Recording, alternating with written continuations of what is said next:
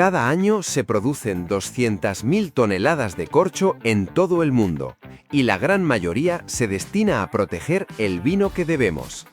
Pero, ¿cómo se transforma la corteza de un árbol en un sello hermético perfecto sin talar el bosque? Hoy viajamos a Portugal, el corazón de esta industria, para descubrir cómo se fabrican millones de tapones al día. Todo comienza en los bosques de alcornoques. Este árbol tiene una capacidad única: regenerar su corteza.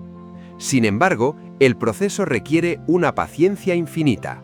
Un alcornoque tarda 25 años en dar su primera cosecha, y luego hay que esperar ciclos de 9 años para volver a extraer el corcho.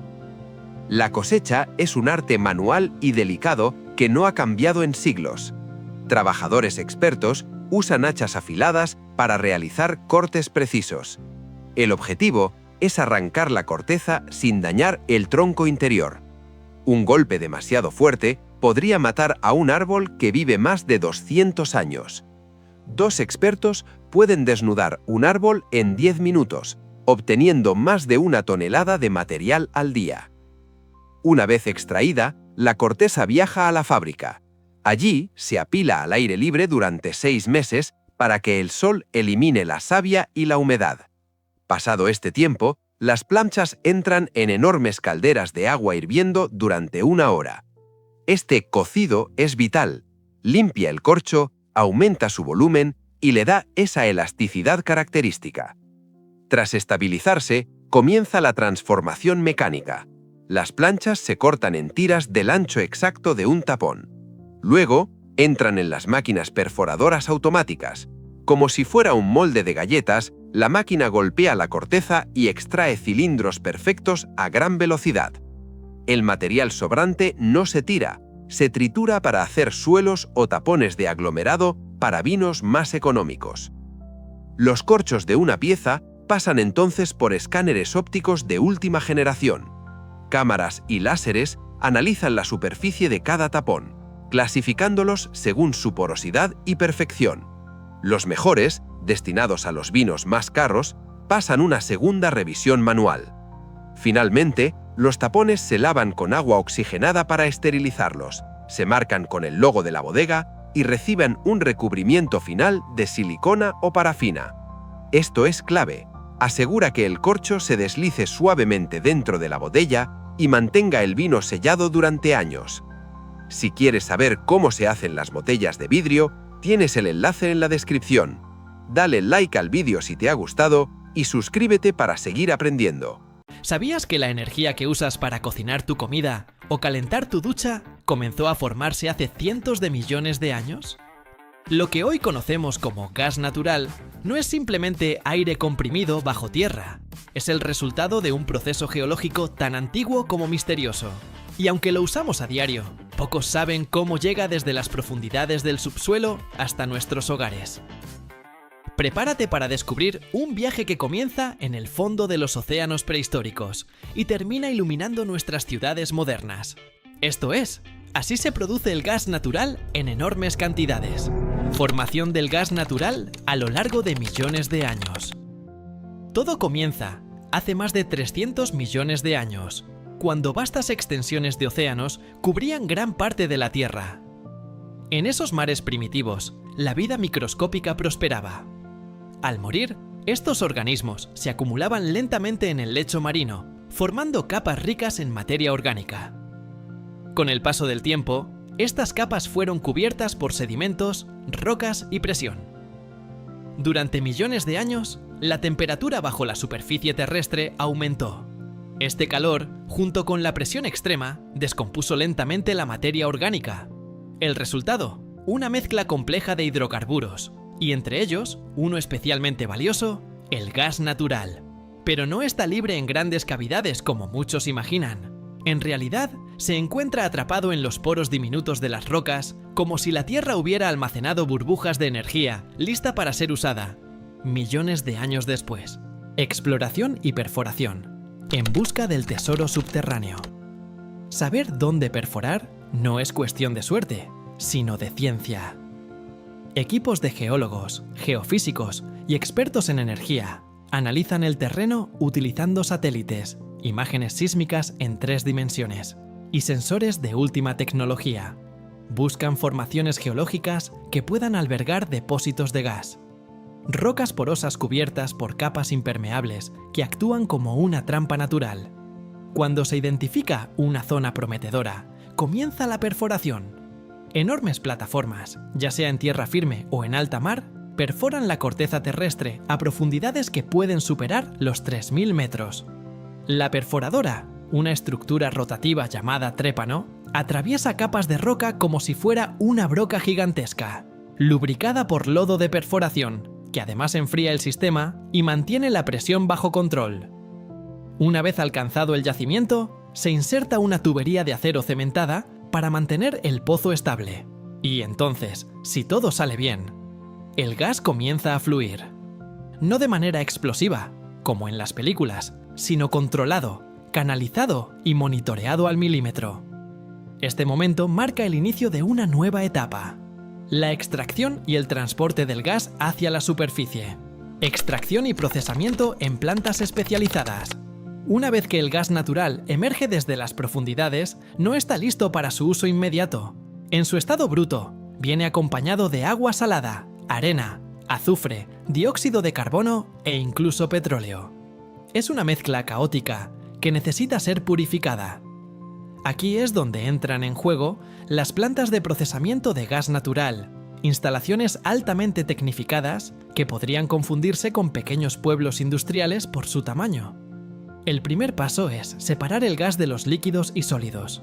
Esto se hace a través de separadores de fases que dividen los componentes por densidad. Luego, se pasa a torres de absorción y sistemas de compresión que eliminan impurezas como el sulfuro de hidrógeno, que es corrosivo y tóxico. Este proceso no solo mejora la calidad del gas, sino que protege los gasoductos y equipos que lo transportarán después. Uno de los pasos más fascinantes ocurre cuando el gas es enfriado a temperaturas extremadamente bajas, cercanas a los menos 160 grados Celsius. Este enfriamiento lo convierte en gas natural licuado, GNL, reduciendo su volumen en más del 600%. Así, se vuelve mucho más fácil de transportar, sobre todo por mar. Pero el gas no solo es limpiado, también es medido, monitoreado y clasificado. Cada lote pasa por controles de calidad que garantizan que cumple con los estándares energéticos y de seguridad internacional. Como si fuera una joya energética, cada molécula de metano es verificada antes de continuar su viaje. Transporte, gasoductos, barcos metaneros y seguridad. Ahora que el gas ha sido procesado, comienza una de las fases más críticas del proceso: el transporte. Existen dos grandes rutas para mover gas natural a largas distancias: gasoductos subterráneos y barcos metaneros. Los gasoductos son gigantescos tubos de acero que recorren miles de kilómetros bajo tierra o incluso bajo el mar. Algunos de ellos cruzan continentes enteros, como el Transiberiano o el Nord Stream en Europa. En su interior, el gas viaja a presiones altísimas, impulsado por estaciones de compresión ubicadas cada cierta distancia. Estas estaciones reactivan el impulso del gas y mantienen un flujo constante, como si se tratara de una arteria energética gigante. En cambio, cuando el destino está al otro lado del océano, entra en juego uno de los gigantes del transporte moderno: el barco metanero. Estos colosos marinos transportan el gas en estado licuado en esferas presurizadas y refrigeradas. Cada esfera puede contener suficiente energía para abastecer una ciudad mediana durante varios días. La seguridad es una prioridad absoluta. Tanto en tierra como en mar, el gas es monitoreado constantemente.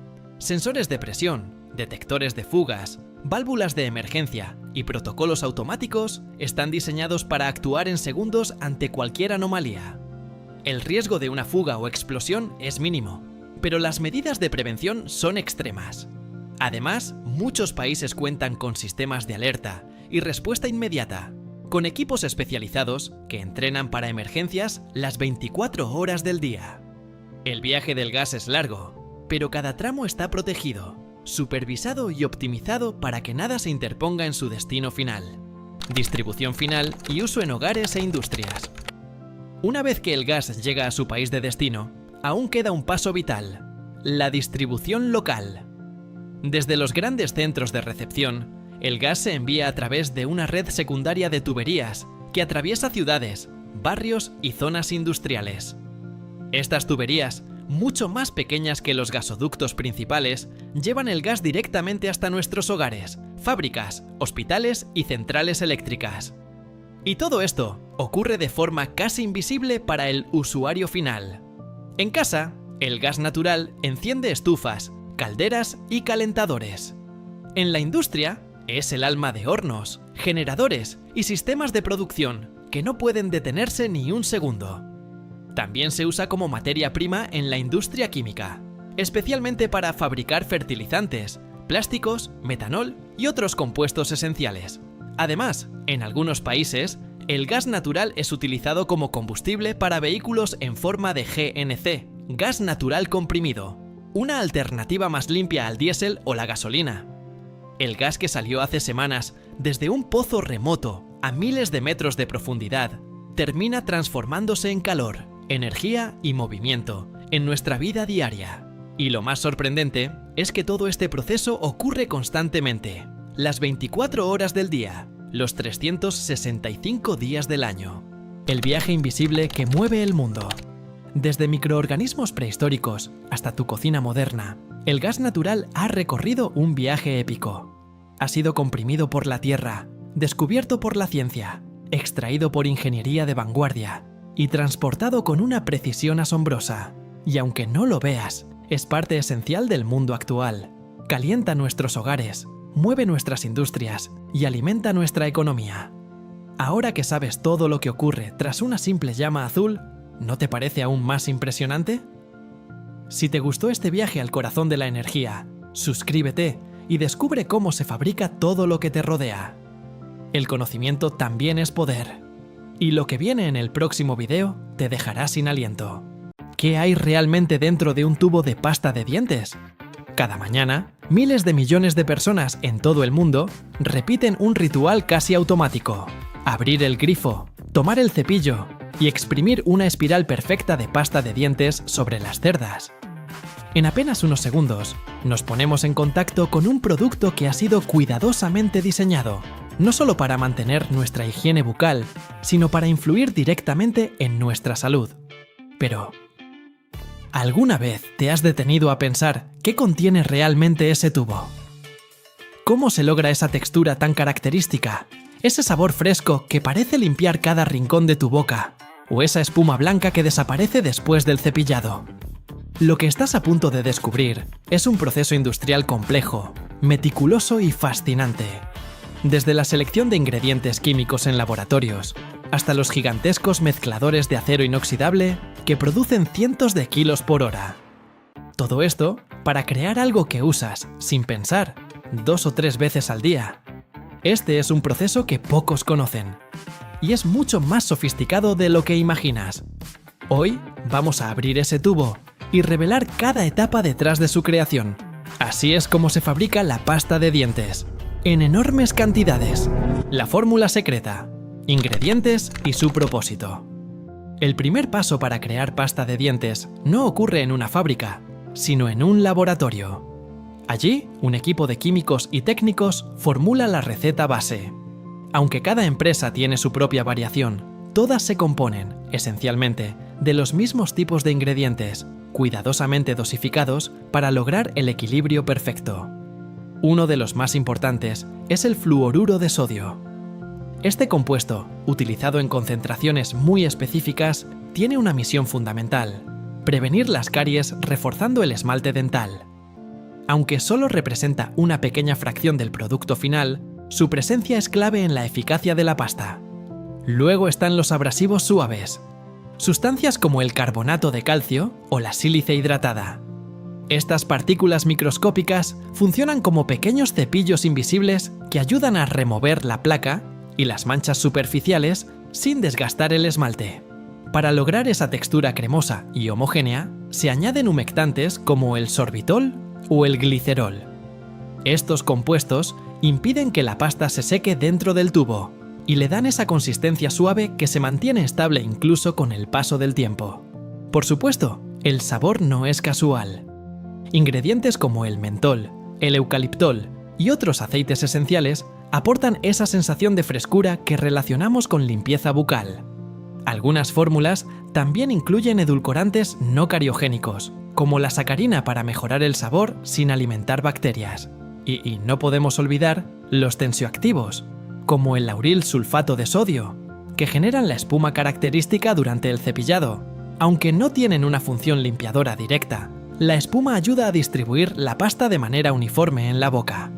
Finalmente, los conservantes y estabilizantes, como el benzoato de sodio, aseguran que el producto se mantenga libre de microorganismos durante su vida útil.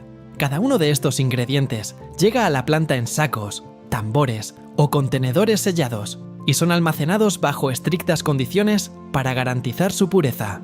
Solo cuando todo está listo, comienza el verdadero proceso de fabricación: mezclado, molienda y textura perfecta.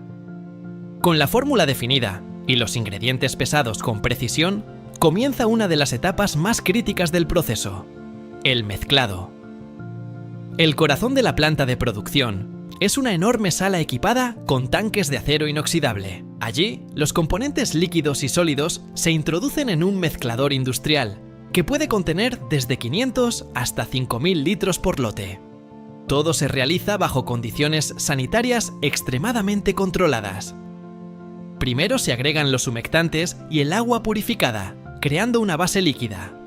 Luego, los abrasivos y espesantes se incorporan gradualmente mientras las palas del mezclador giran a alta velocidad.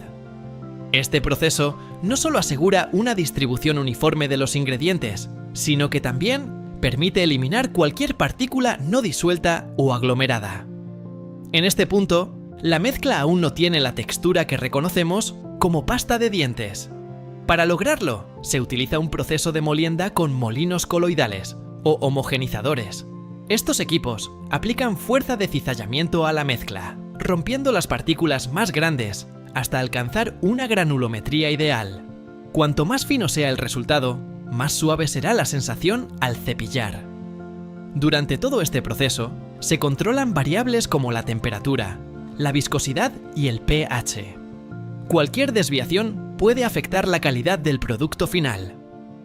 Una vez lograda la consistencia deseada, se añaden los componentes más delicados: los sabores, los colorantes y el fluoruro, que suele introducirse al final para evitar su degradación por el calor o la fricción.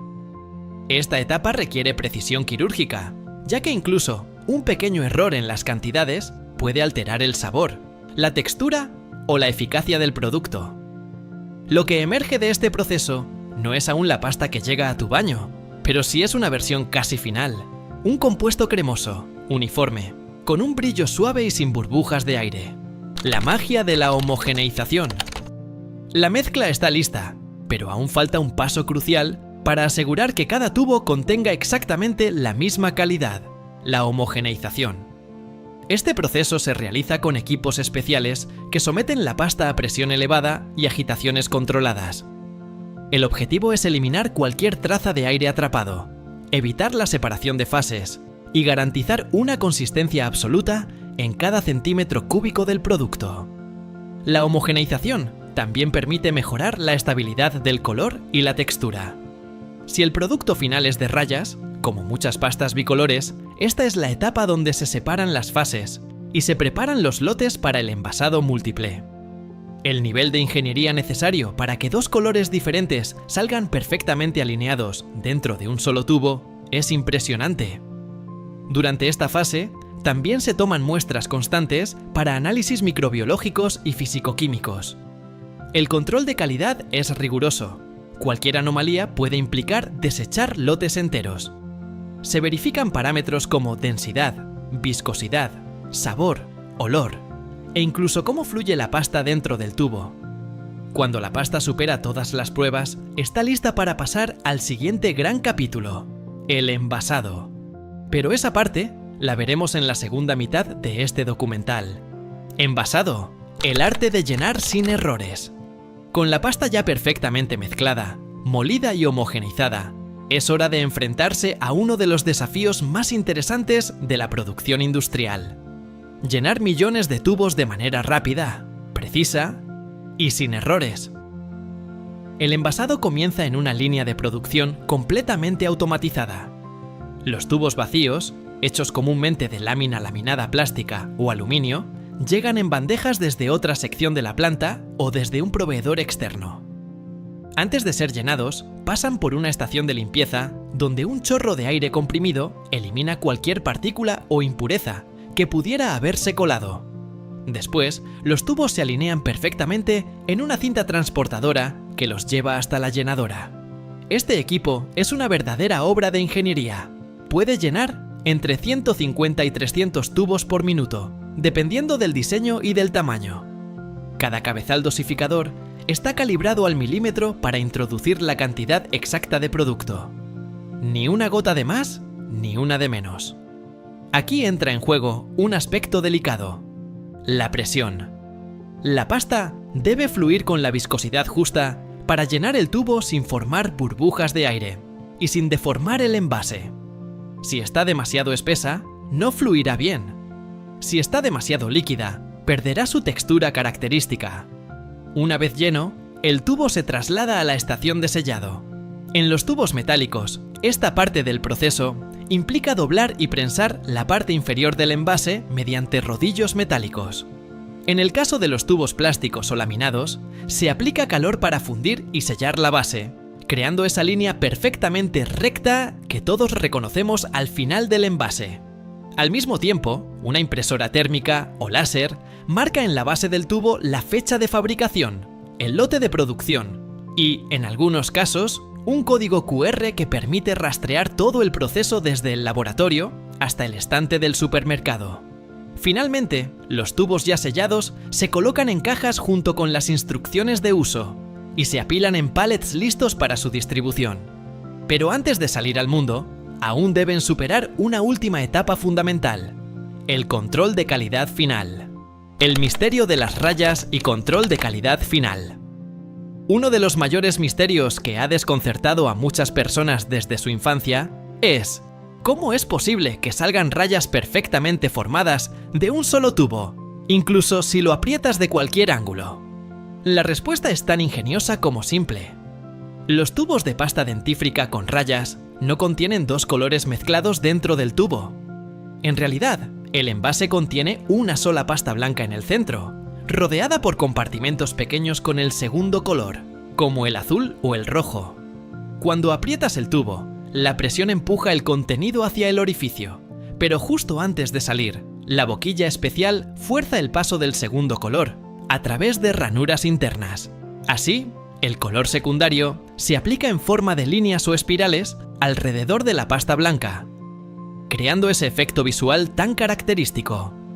Este sistema requiere una sincronización perfecta entre la viscosidad de ambas pastas y la presión de salida. Si algo falla en el sellado interno, o si la pasta está demasiado líquida, las rayas pueden desaparecer o salir desordenadas. Y como ese tipo de error no puede permitirse en un producto que se vende por millones, entra en juego el control de calidad final. Cada lote de producción es sometido a una batería de pruebas. Se analizan muestras para verificar la homogeneidad del color, la viscosidad, la densidad y la estabilidad química. Se colocan tubos en cámaras de calor para comprobar su resistencia a las temperaturas extremas y su comportamiento tras semanas de almacenaje. Pero también hay pruebas prácticas. Se testea la facilidad para exprimir el producto, la forma en que sale la pasta del tubo, su adherencia al cepillo e incluso la percepción sensorial, como el sabor y la frescura después del cepillado. Además, algunas fábricas utilizan máquinas de inspección visual con cámaras de alta velocidad capaces de detectar en fracciones de segundo si un tubo tiene defectos de impresión, deformaciones o un sellado deficiente. Solo después de pasar todas estas pruebas, el lote es aprobado para distribución. Desde ese momento, los tubos pueden viajar a cualquier parte del mundo. Desde una pequeña farmacia rural hasta las gigantescas cadenas de supermercados internacionales. Detrás de cada uno hay horas de ingeniería, química y precisión. Lo que no sabías de tu pasta dental. La próxima vez que aprietes tu tubo de pasta dental, sabrás que no es solo un producto más del baño. Es el resultado de un proceso fascinante que combina ciencia, ingeniería y control extremo. Desde el laboratorio donde se formula su receta, hasta las máquinas que lo envasan con una exactitud casi quirúrgica. Este pequeño cilindro, que parece insignificante, contiene dentro de sí décadas de investigación y millones de dólares en desarrollo. Gracias a él, millones de personas en todo el mundo previenen caries, enfermedades bucales y comienzan el día con una sensación de limpieza y frescura. Y eso no es todo. Muchas empresas están ahora desarrollando nuevas versiones con ingredientes naturales, nanotecnología para reparación del esmalte e incluso pastas en formato sólido para reducir el uso de plásticos. La pasta de dientes es mucho más que un producto de higiene. Es un ejemplo perfecto de cómo la ciencia puede transformar algo cotidiano en una obra de precisión industrial. Y si este viaje te pareció interesante, espera a descubrir cómo se fabrica el chicle, el papel higiénico o incluso el chocolate en masa. Procesos que parecen simples, pero que esconden historias sorprendentes. Suscríbete para no perderte ningún episodio, porque detrás de cada producto que usas todos los días, hay una historia que merece ser contada. ¿Te has preguntado alguna vez cómo se fabrican las zapatillas más icónicas del planeta? Detrás de cada par de Nike hay una combinación sorprendente de diseño de vanguardia, ingeniería de precisión y trabajo artesanal. No es solo una zapatilla. Es una pieza de tecnología que ha conquistado canchas, calles y pasarelas. Desde los atletas olímpicos hasta los adolescentes, en los suburbios de cualquier ciudad del mundo, todos han usado alguna vez unas Nike. Pero, ¿cómo se convierten materiales como espuma, cuero sintético y plástico en un calzado que cuesta más de 100 euros? Hoy vamos a entrar en las entrañas de las fábricas donde nacen estas zapatillas. Te mostraremos cada paso del proceso, desde el concepto inicial hasta la unión milimétrica de las piezas que forman este icono global. Prepárate, porque lo que verás a continuación te va a sorprender. Diseño y selección de materiales sostenibles. Todo comienza con una idea, un boceto, un concepto dibujado por diseñadores que no solo piensan en la estética, sino también en el rendimiento y la sostenibilidad. Nike invierte millones en investigación y desarrollo para crear zapatillas que no solo se vean bien, sino que respondan a las exigencias del deporte moderno. Y parte de esa innovación empieza en los materiales. En la actualidad, Nike ha apostado fuerte por el uso de materiales reciclados. Por ejemplo, su tejido Flyknit se fabrica con hilo de poliéster reciclado, derivado de botellas de plástico reutilizadas. Una sola zapatilla puede contener hasta 6 botellas recicladas. Pero eso no compromete la resistencia. Al contrario, el tejido es ligero, transpirable y extremadamente duradero. La suela, por otro lado, suele fabricarse con una combinación de goma reciclada y materiales como el Phylon, una espuma térmicamente comprimida que proporciona amortiguación sin añadir peso innecesario. Cada material es sometido a pruebas rigurosas: resistencia al desgarro, abrasión, flexión y, por supuesto, impacto ambiental. Solo los que superan los estándares más altos pasan al siguiente nivel. Porque para Nike no se trata solo de fabricar una zapatilla. Se trata de construir el futuro del deporte, paso a paso. Corte y preparación de las piezas. Una vez seleccionados los materiales, comienza el primer paso físico del proceso: el corte. Imagina una gigantesca sala repleta de rollos de tela, goma, cuero sintético y mallas técnicas. Aquí, las máquinas de corte computarizado, similares a enormes impresoras planas, analizan el patrón digital y lo replican sobre los materiales con precisión milimétrica. Estas máquinas utilizan cuchillas oscilantes o incluso láseres para cortar cada parte de la zapatilla, paneles laterales, lengüeta, refuerzos, forros interiores y etiquetas. El margen de error es prácticamente inexistente. Si una pieza se desvía por solo unos milímetros, puede afectar la simetría, la comodidad o incluso la durabilidad del producto final. Por eso, todo está controlado por inteligencia artificial. y verificado por operarios especializados. Una vez cortadas, las piezas son organizadas en lotes específicos para cada modelo, cada talla y cada color. Esta etapa es esencial para mantener el ritmo de producción, que puede superar los cientos de miles de unidades al día en una sola fábrica. Pero esto es solo el principio. Lo verdaderamente impresionante está a punto de comenzar. Ensamblaje del corte superior y la suela. Aquí es donde el arte y la ingeniería se encuentran. El corte superior, es decir, la parte de la zapatilla que envuelve el pie, se comienza a formar cosiendo o fusionando las piezas previamente cortadas. En modelos Flyknit, esto se realiza con maquinaria especializada que entrelaza los hilos como si estuvieran tejiendo una red tridimensional directamente sobre una horma de zapato.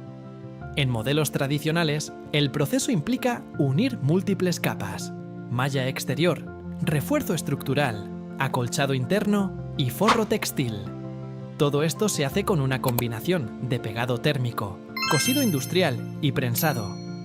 Mientras tanto, las suelas se fabrican por separado mediante procesos de moldeado por inyección. Aquí se introducen compuestos de goma y espuma en moldes de acero, a temperaturas que pueden superar los 200 grados Celsius. En cuestión de segundos, el material se expande, toma forma y se enfría. Luego llega el momento más crítico: unir el corte con la suela. Se utiliza una prensa hidráulica que aplica calor y presión para garantizar que ambas partes queden completamente fusionadas. En algunos modelos de alto rendimiento, se utiliza incluso tecnología de unión sin costuras ni adhesivos, para reducir peso y aumentar flexibilidad. El resultado es una zapatilla lista para la etapa final de fabricación, donde cobrará su forma definitiva. Y lo más increíble es que todo este proceso ocurre en cuestión de minutos: inspección y pruebas de calidad. Lo que viene a continuación es quizás la etapa más crucial del proceso, porque una zapatilla Nike no solo debe verse bien, sino también rendir al máximo bajo presión. Cada par pasa por una serie de pruebas rigurosas, diseñadas para asegurar que cumpla con los estándares de calidad más exigentes del mundo del deporte.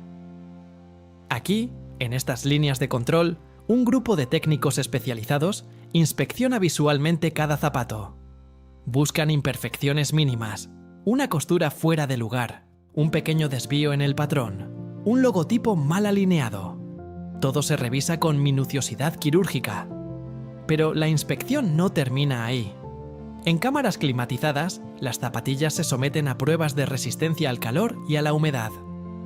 Se simulan condiciones extremas, similares a las que enfrentaría un atleta en competencia. Después, llega el momento de las pruebas físicas. Algunas unidades son seleccionadas aleatoriamente para ser torturadas, literalmente. Se doblan miles de veces en máquinas que simulan la pisada humana, se aplastan bajo presión, se arrastran sobre superficies abrasivas. Todo para medir su durabilidad. Incluso se realizan pruebas de tracción. La suela es presionada contra distintos materiales para comprobar su agarre. Y si el modelo está diseñado para correr, se mide su absorción de impacto, su rebote y su flexibilidad. Nada escapa a la evaluación. Si una sola zapatilla falla una prueba, se devuelve a producción, se ajusta el diseño o incluso se descarta por completo. Este nivel de control no solo garantiza la calidad, sino que también protege la reputación de una marca que ha vestido los pies de campeones olímpicos, leyendas del baloncesto y millones de personas en todo el mundo. Empaque, distribución y compromiso ambiental. Una vez que cada par ha superado con éxito las pruebas, comienza la siguiente etapa: el empaque. Pero incluso aquí, Nike ha transformado lo que antes era un simple paso logístico en una oportunidad de innovación y sostenibilidad. Las cajas en las que se empaquetan las zapatillas están fabricadas con cartón reciclado, sin tintas tóxicas y con el menor número posible de materiales no biodegradables. El diseño es funcional, apilable y optimizado para el transporte. Menos volumen, menos emisiones. Antes de cerrar la caja, cada par recibe su correspondiente etiqueta, con código de barras y número de serie. Esta información permite rastrear el zapato desde la fábrica hasta la tienda y garantiza la trazabilidad del producto. Luego, se agrupan por lotes y se cargan en camiones, barcos o aviones. La red logística de Nike es una de las más avanzadas del mundo. Centros de distribución automatizados clasifican y envían miles de pares al día a tiendas en más de 190 países. Pero en los últimos años, Nike ha ido más allá. Con su programa Move to Zero, la empresa se ha comprometido a reducir su huella de carbono drásticamente. Parte de las zapatillas producidas hoy provienen de materiales reciclados, botellas plásticas, textiles recuperados e incluso retazos de otros modelos desechados. La planta misma donde se fabrican muchas de estas zapatillas funciona en parte con energía solar, y el agua usada en algunos procesos se filtra y reutiliza. Esto no solo es una respuesta a las demandas del consumidor moderno, sino una estrategia a largo plazo para mantener la viabilidad del negocio en un planeta con recursos limitados. Tecnología, sostenibilidad e innovación al servicio del deporte. Así se fabrica una zapatilla Nike. Un producto que parece simple, pero que detrás esconde un universo de tecnología, diseño, precisión y responsabilidad. Desde la selección del material hasta la prueba final, cada paso ha sido pensado al milímetro. Cada hilo, cada suela, cada curva ha pasado por cientos de manos y máquinas especializadas para transformarse en una herramienta de alto rendimiento. Lo que millones de personas se colocan a diario en los pies no es solo un accesorio de moda ni un simple artículo deportivo. Es el resultado de décadas de evolución industrial, de innovación técnica y de una obsesión permanente por mejorar. Y todo esto, sin olvidar que vivimos en un mundo que necesita más que nunca marcas comprometidas con la sostenibilidad. Nike ha comenzado hasta andar ese camino, reutilizando, reinventando y rediseñando sus procesos para crear un producto que no solo te lleve más lejos, sino que lo haga sin dejar una huella negativa en el planeta. Porque al final, correr más rápido, saltar más alto o caminar más lejos no sirve de nada si no hay un mundo donde hacerlo. Y si te ha sorprendido cómo se fabrican las zapatillas Nike, espera a ver cómo se hacen otros productos que usamos todos los días sin pensar en su complejidad. Suscríbete y acompáñanos en el próximo viaje al interior de la industria. Imagina una bebida que ha recorrido siglos de historia y tradición. Una bebida que tiene el poder de unir a las personas, generar celebraciones y también despertar las pasiones de millones de personas alrededor del mundo. Hablamos del tequila, un licor cuyo proceso de fabricación es tan fascinante como su sabor. Pero, ¿alguna vez te has preguntado cómo se hace realmente el tequila? ¿De dónde proviene y qué pasos se siguen para convertir una planta en la bebida que conocemos? Lo que verás a continuación te sorprenderá. Este es un proceso que pocos conocen y que involucra la combinación perfecta de arte y ciencia, de tierra y tecnología. Te invito a descubrir cómo se fabrica el tequila, desde la tierra donde se cultiva hasta la botella que llega a tus manos. Un proceso lleno de detalles, historia y sabor.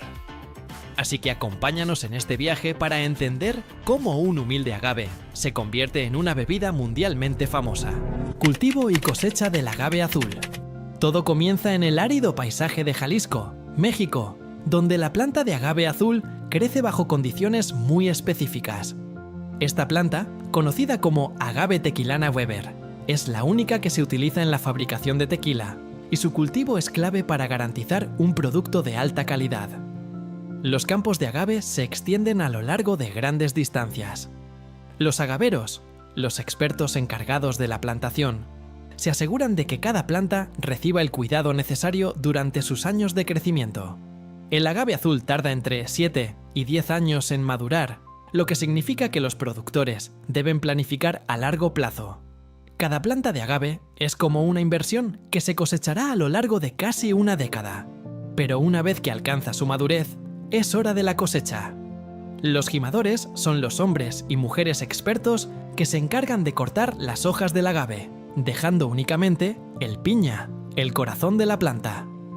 Este proceso, realizado a mano con una herramienta llamada coas, es muy laborioso, pero esencial para asegurar que solo se utilicen las mejores partes de la planta. Cada agave puede pesar entre 40 y 100 kilogramos, y, tras ser cosechado, se transporta a las instalaciones de la destilería para continuar con el proceso de producción. Cocción y extracción de los azúcares. Una vez que las piñas de agave han llegado a la destilería, el siguiente paso es la cocción. Este es uno de los momentos más cruciales del proceso. Las piñas se colocan en hornos industriales, donde se cocinan a temperaturas de entre 90 y 100 grados centígrados durante un periodo de 24 a 48 horas. La cocción permite que los azúcares complejos del agave se descompongan en azúcares simples, lo que facilitará la fermentación posterior. Los hornos de cocción lenta son fundamentales para lograr el sabor distintivo del tequila. Este proceso es similar al de otros licores destilados, pero la diferencia radica en el agave. El azúcar del agave, cuando se cocina adecuadamente, se convierte en una miel rica y dulce que será la base del tequila. A medida que la piña se cocina, se va suavizando y liberando una fragancia dulce, a veces comparada con el sabor de la miel de agave o el caramelo. Este es el primer contacto directo con el sabor que nos brindará el tequila. Una vez cocidos, los agaves se dejan enfriar y luego se triturarán para extraer todo su jugo. Las piñas se colocan en un molino de piedra o en molinillos industriales que separan la pulpa del agave, permitiendo que se libere el líquido dulce, conocido como mosto. Este mosto es lo que alimentará el proceso de fermentación que transformará esos azúcares en alcohol. Lo que parecía ser una planta de espinas se ha convertido en la base de un licor de gran renombre mundial. Este es solo el comienzo del proceso fascinante de la fabricación del tequila. Como hemos visto, la cosecha del agave azul es una tarea que exige mucha paciencia, habilidad y dedicación. Y cada paso posterior, como la cocción y extracción de azúcares, requiere precisión para conseguir un producto de calidad. Pero lo más sorprendente está aún por venir, ya que el tequila tiene una historia de fermentación y destilación que le da su toque final. Fermentación y destilación. Una vez que el jugo dulce de agave, el mosto, ha sido extraído y preparado, llega el momento de la fermentación. Este proceso es fundamental para convertir los azúcares en alcohol. Los mostos se colocan en grandes tanques de fermentación de acero inoxidable o madera, donde se añaden levaduras.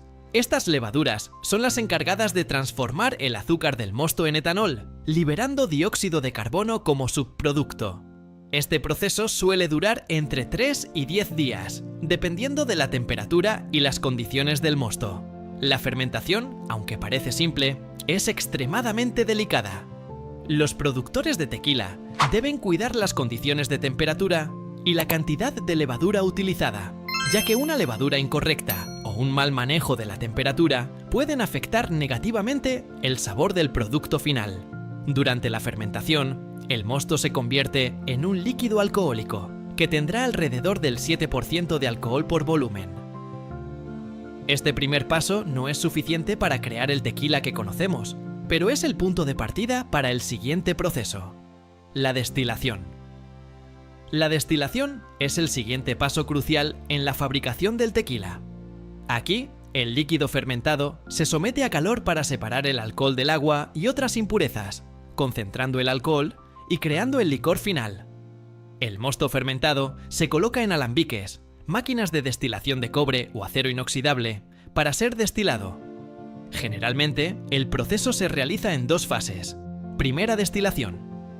En esta etapa, el mosto fermentado se calienta en el alambique. El alcohol comienza a evaporarse a temperaturas superiores a los 78 grados Celsius, mientras que el agua y otras impurezas permanecen.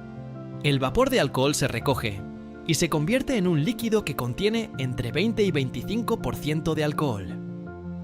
Segunda destilación. Este destilado es luego sometido a una segunda destilación, que permite que el alcohol se concentre aún más.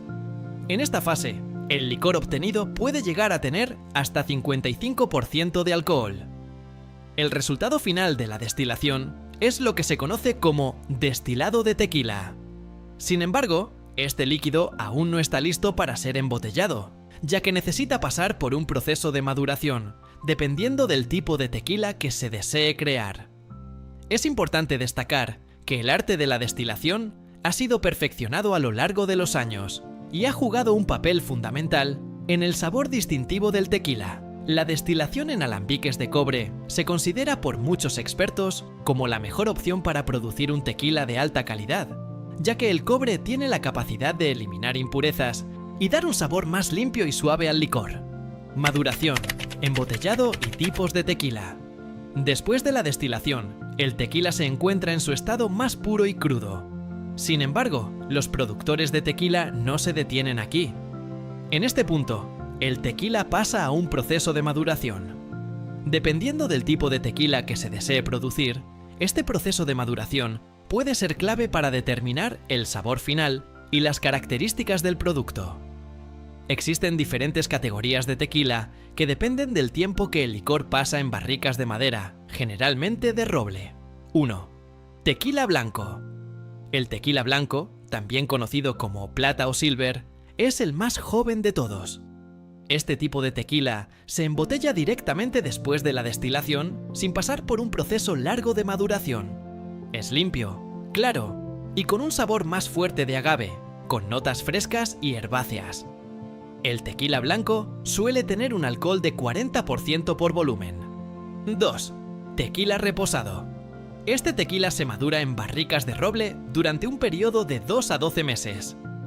El reposado tiene un sabor más suave y complejo que el blanco, ya que la madera de roble le otorga notas de vainilla, caramelo y un toque de especias. Aunque el reposado sigue siendo relativamente joven, la madera le da una profundidad y suavidad que lo hace ideal para aquellos que prefieren un sabor más equilibrado. Tercera tequila. Añejo. Este tequila se madura en barricas de roble durante un mínimo de 1 año.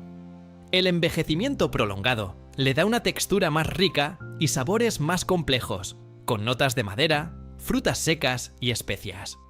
Los tequilas añejos tienen un sabor más profundo y suave, con un final largo y suave. Es ideal para quienes disfrutan de un tequila con más cuerpo y menos protagonismo del agave. Cuarto, tequila extra. Añejo. Este es el tequila más envejecido de todos, que se madura durante más de 3 años en barricas de roble.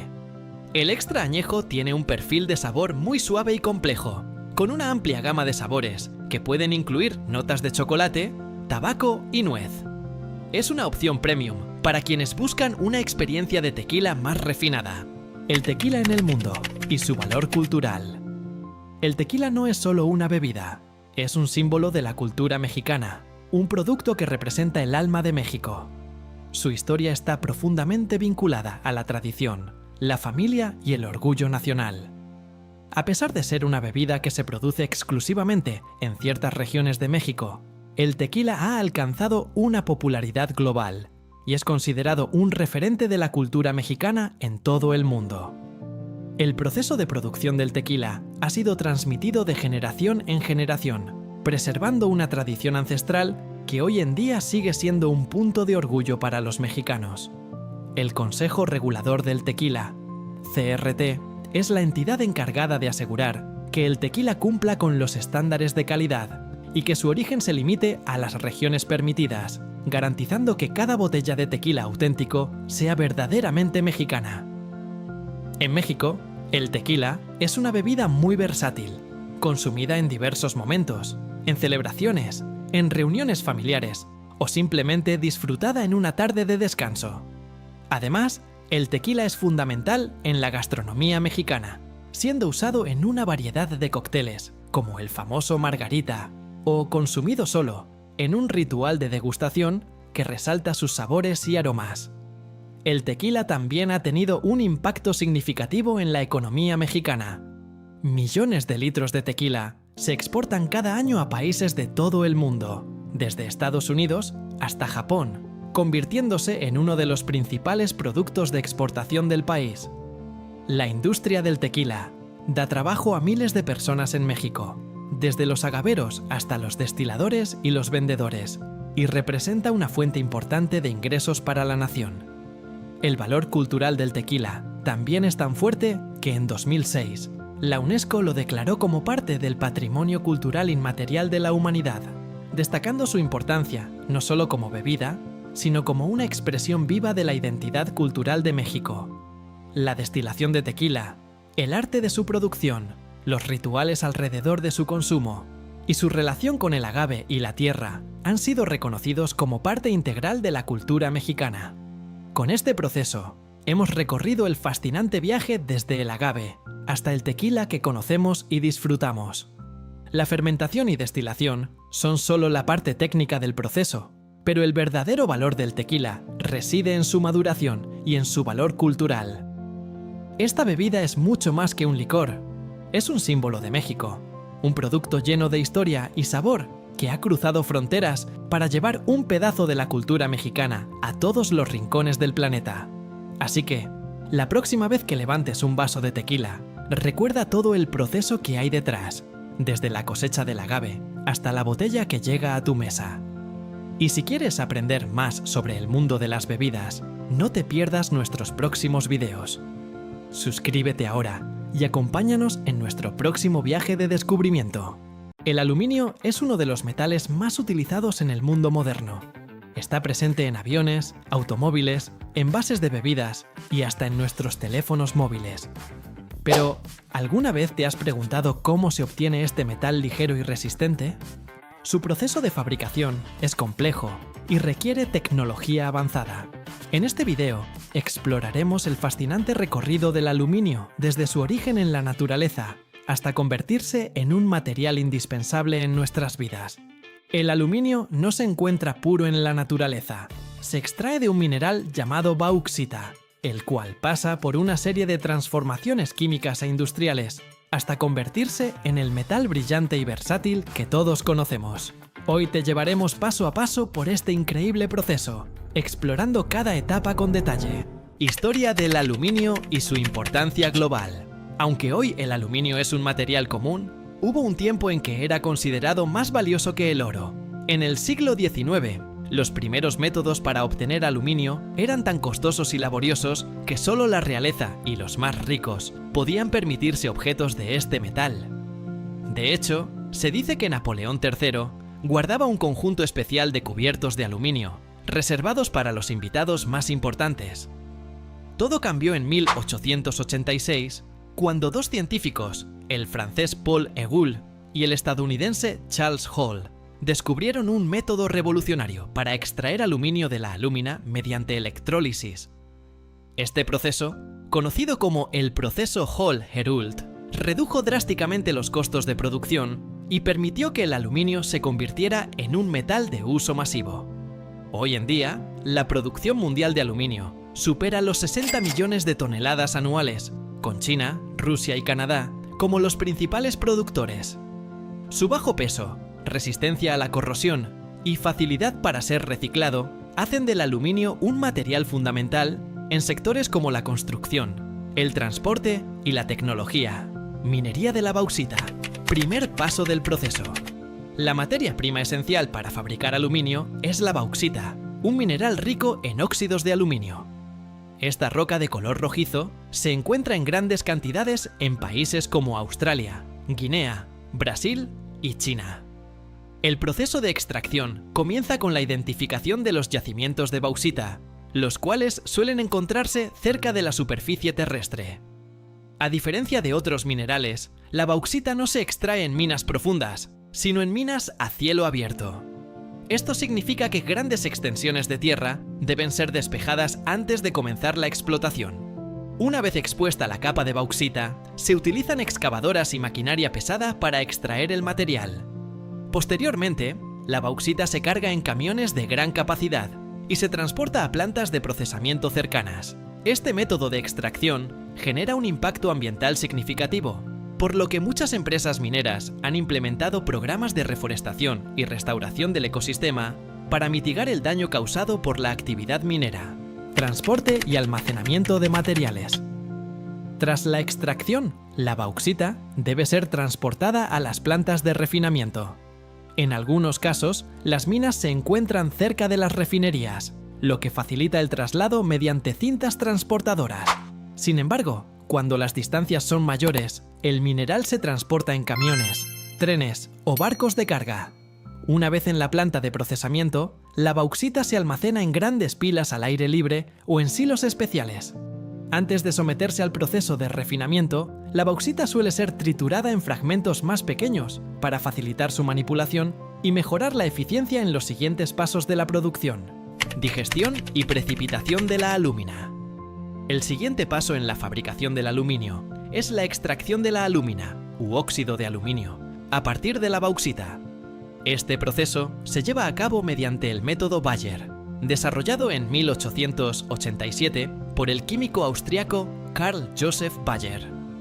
En primer lugar, la bauxita triturada se mezcla con una solución de soda cáustica, hidróxido de sodio, y se calienta a altas temperaturas, alcanzando hasta 270 grados Celsius y presiones de hasta 35 atmósferas. Bajo estas condiciones extremas, la soda cáustica disuelve los compuestos de aluminio de la bauxita, formando una solución de aluminato de sodio. Los materiales no disueltos, como hierro y silicio, se separan mediante filtración y se eliminan como residuos conocidos como barro rojo, un subproducto del proceso Bayer. Este lodo contiene componentes tóxicos y debe ser manejado con cuidado para evitar contaminación ambiental. La solución resultante se enfría y se agita, lo que permite que la alúmina precipite en forma de cristales sólidos. Luego, estos cristales se lavan y se calientan en hornos a temperaturas superiores a 1000 grados Celsius, en un proceso llamado calcinación. Como resultado, se obtiene un polvo blanco y fino, conocido como alúmina, el ingrediente esencial para producir aluminio metálico. Con esta etapa, hemos transformado la bauxita en alúmina pura, pero todavía falta un paso crucial: la electrolisis para obtener aluminio metálico, lo cual exploraremos en la siguiente parte del proceso: fundición del aluminio mediante electrólisis. Para transformar la alúmina en aluminio puro, se utiliza un método conocido como electrólisis. Este proceso ocurre en enormes cubas electrolíticas donde se mezcla la alúmina con criolita, un mineral que reduce el punto de fusión del aluminio, haciéndolo más eficiente y menos costoso en términos de energía. Dentro de estas cubas se genera una corriente eléctrica de varios miles de amperios. Esta corriente hace que los iones de aluminio se separen del oxígeno y se depositen en el fondo del recipiente en forma de aluminio líquido. Mientras tanto, el oxígeno liberado reacciona con los electrodos de carbono, formando dióxido de carbono. Este es un proceso altamente energético, y es por eso que las plantas de producción de aluminio suelen estar ubicadas cerca de fuentes de energía barata, como plantas hidroeléctricas. El aluminio líquido obtenido se extrae mediante un sifón y se vierte en moldes para su posterior enfriamiento y solidificación. En este punto, el metal tiene una pureza del 99,7%, pero todavía puede ser refinado aún más dependiendo de sus aplicaciones finales. Producción y laminado de lingotes y láminas. Una vez obtenido el aluminio fundido, se procede a su conformación en lingotes, planchas o láminas. Para ello, el metal se vierte en moldes de diferentes tamaños y se deja enfriar. Estos lingotes pueden pesar desde unos cuantos kilogramos hasta varias toneladas, dependiendo del uso final que tendrán. Los lingotes de aluminio se calientan nuevamente y se pasan por una serie de rodillos que los aplanan y estiran, reduciendo su grosor progresivamente hasta formar láminas delgadas. Este proceso se conoce como laminación y permite que el aluminio adquiera diferentes formas y espesores según la necesidad de la industria.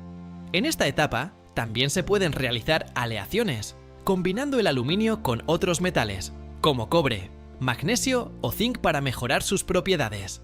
Estas aleaciones se utilizan en industrias como la aeronáutica, automotriz y de la construcción, donde se requiere un equilibrio entre resistencia, peso y maleabilidad. Aplicaciones sorprendentes del aluminio. El aluminio es uno de los metales más versátiles que existen. Su ligereza, resistencia a la corrosión y capacidad de reciclaje lo hacen ideal para innumerables aplicaciones en nuestra vida cotidiana. Uno de sus usos más comunes es en la industria del transporte. Gracias a su bajo peso y alta resistencia, el aluminio es fundamental en la fabricación de aviones, trenes y automóviles modernos, reduciendo el consumo de combustible. El oro ha sido un símbolo de riqueza y poder durante miles de años. Pero, ¿alguna vez te has preguntado de dónde viene realmente este metal precioso? Lo que verás a continuación te sorprenderá. Para conseguir un solo lingote de oro, es necesario remover toneladas de roca y trabajar en condiciones extremas a miles de metros bajo tierra. En este video descubrirás cómo el oro se formó hace miles de millones de años en el espacio y cómo hoy en día es extraído de la mina más profunda del planeta. Prepárate para un viaje al corazón de la Tierra. El origen del oro, explosiones estelares y asteroides. El oro que hoy encontramos en joyas y lingotes no se formó en la Tierra. Su origen se remonta a explosiones de supernovas y colisiones de estrellas de neutrones ocurridas hace miles de millones de años. Estos eventos generaron enormes cantidades de oro, que se dispersaron por el espacio en forma de diminutas partículas. Hace aproximadamente 4.000 millones de años, asteroides cargados de estos metales preciosos impactaron contra la Tierra primitiva.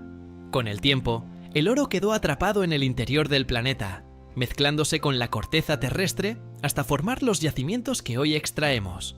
Pero llegar hasta estas reservas no es fácil. Para encontrar el oro, hay que excavar a profundidades que desafían los límites de la tecnología y la resistencia humana. La mina más profunda del mundo, condiciones extremas.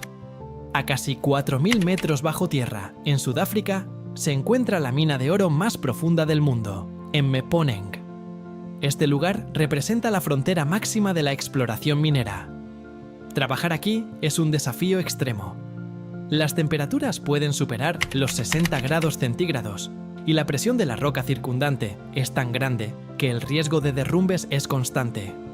Para evitar que los mineros mueran por el calor, el aire debe ser refrigerado a través de un sistema de enfriamiento que produce el equivalente a 16.000 toneladas de hielo al día.